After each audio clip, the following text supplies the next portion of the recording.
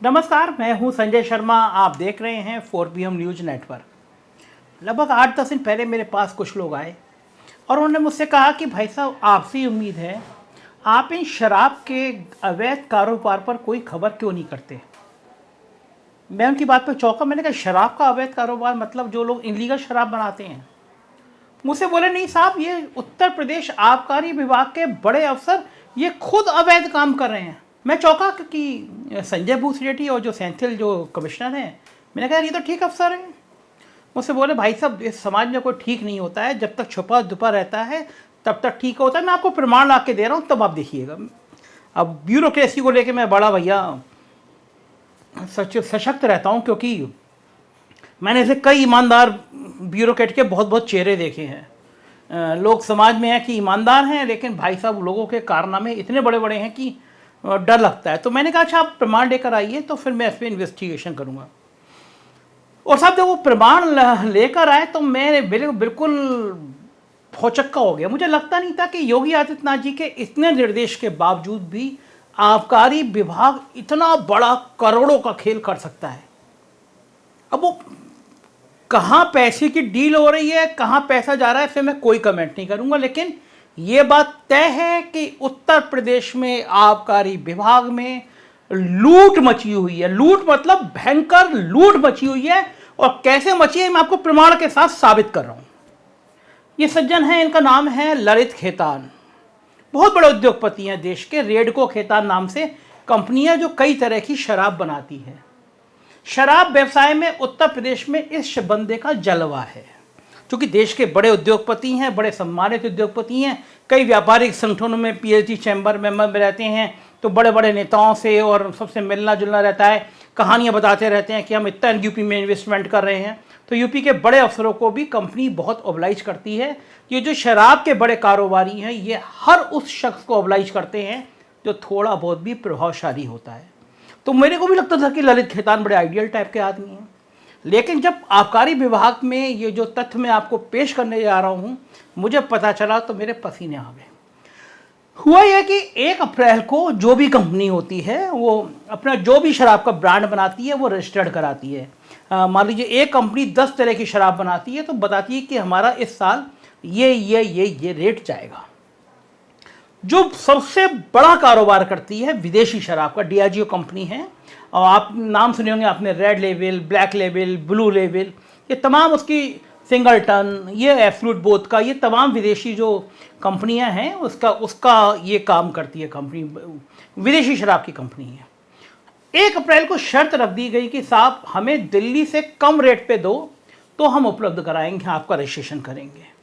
इससे पहले शर्त इस तरह की होती नहीं थी, क्योंकि दिल्ली में पिछले दिनों रेट बहुत कम किए। केजरीवाल सरकार ने नई पॉलिसी लेकर आई थी। तो साहब इन कंपनियों ने 2-4 दिन कहा कि हम तो रेट कम नहीं कर सकते।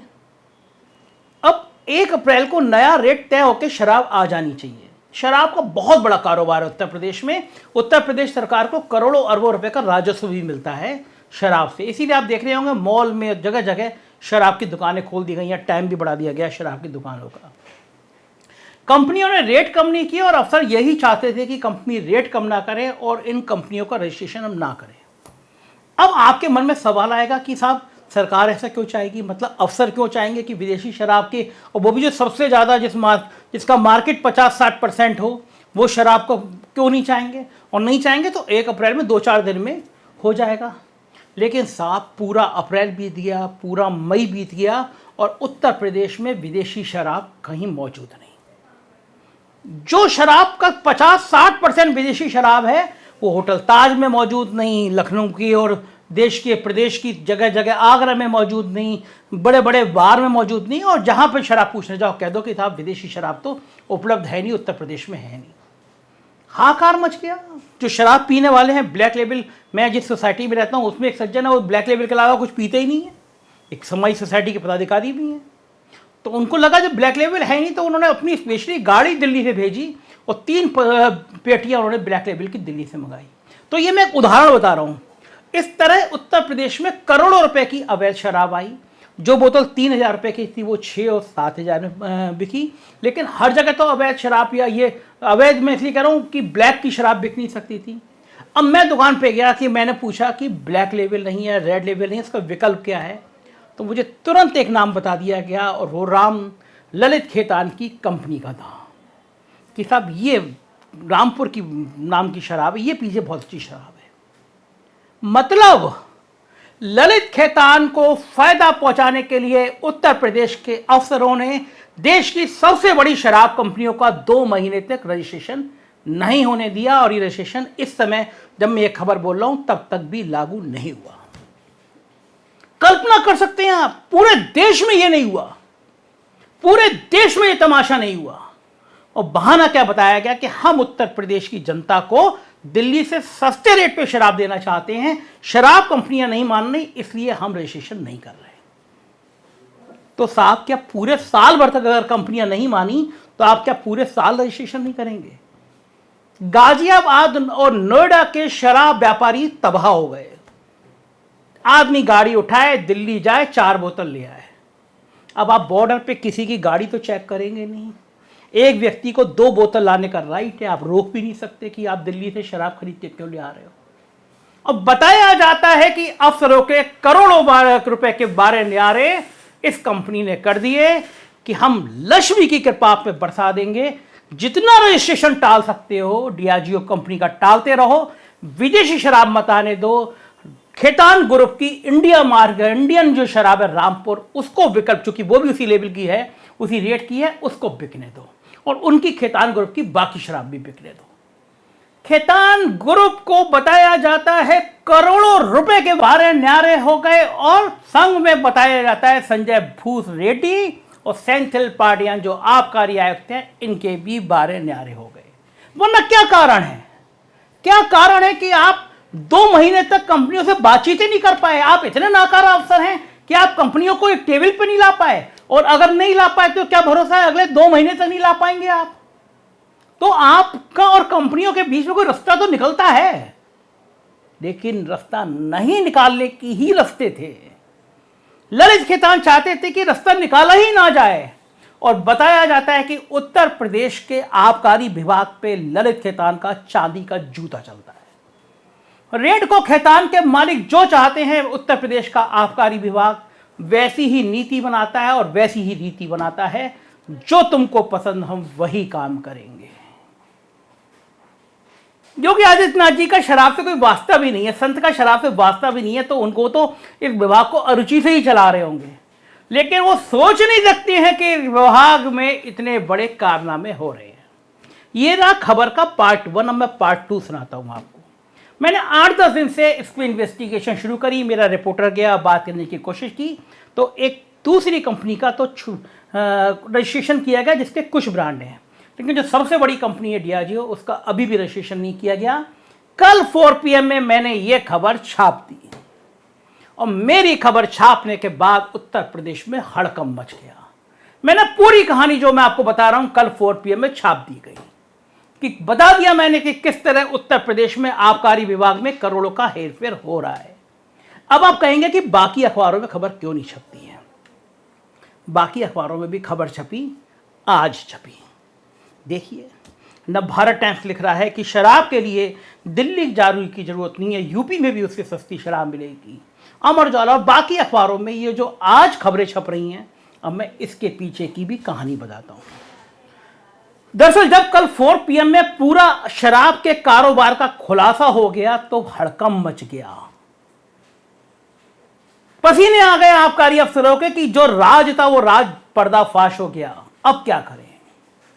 तो रात में तय किया गया कि बड़े अखबारों को, कथित बड़े अखबारों के यहां खबरें छपवाई जाए कि ये विदेशी शराब इसलिए नहीं मिली कि साहब हम आपको सस्ते रेट में पिलाना चाहते हैं, हम दिल्ली से भी कम रेट पे बोतल देना चाहते हैं, इसलिए शराब में देरी हुई। तो ये खबरें आज क्यों छपी? कल 4 PM में छपने के बाद उत्तर प्रदेश की जनता को आज क्यों बताया गया कि हम सस्ते में पड़ना चाहते हैं?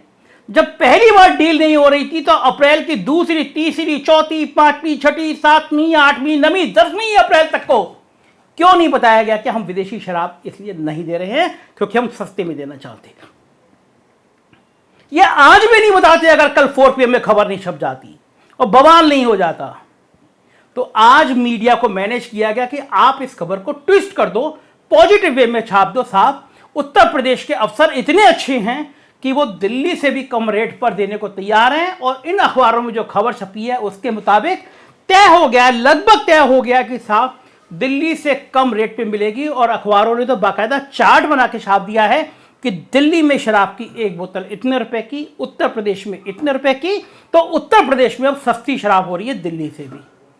मगर यह भी झूठ है, असली सच फिर नहीं बताया गया, वो मैं आपको बता रहा हूं। दिल्ली में 2 बोतल के साथ 1 बोतल फ्री है, यानी अभी भी जो उत्तर प्रदेश में आपको रेट मिलेगा वो दिल्ली से कहीं ज्यादा मिलेगा। लेकिन मैंने खुलासा कर दिया, मैंने इस असली कहानी ला दी। मैंने ललित खेतान के, संजय भूसरेड्डी के, सेंथिल पांडियन के रिश्ते का खुलासा कर दिया, बता दिया कि ललित खेतान के आगे कैसे ताथैया करके नाच रहे हैं उत्तर प्रदेश के आबकारी अफसर। तो मजबूरी हो गई है कि बाकी शराबों का भी रजिस्ट्रेशन करो और जल्दी से जल्दी मामले को खत्म करो। कहीं मुख्यमंत्री के संज्ञान में पूरी कहानी आ गई तो गड़बड़ ना हो जाए। यही कारण है कि अब अफसर मुख्यमंत्री तक सही बात पहुंचने नहीं दे रहे। मैं चाहूंगा बीजेपी के तमाम नेताओं से मेरा ये वीडियो ले जाके मुख्यमंत्री को सुनाएं और मुख्यमंत्री से कहें किसी अफसर को लगाने की जरूरत नहीं है। किसी ईमानदार राजनेता को, ब्यूरोक्रेट को, जिस पर आप सबसे ज्यादा भरोसा करते हो। और मेरा दुर्भाग्य तो ये है, और मेरा क्या सरकार का दुर्भाग्य ये है, सरकार जिस अफसर को लगाएगी वो इस खेल में शामिल है। ढूंढे कोई बीजेपी का समर्पित इंटेलिजेंट आदमी ढूंढे। इस शराब की कहानी पे योगी जी इन्वेस्टिगेशन करा लेंगे, सही कहानी आएगी तो संजय भूसरेड्डी और सेंथिल पांडियन को जेल भेज देंगे आप।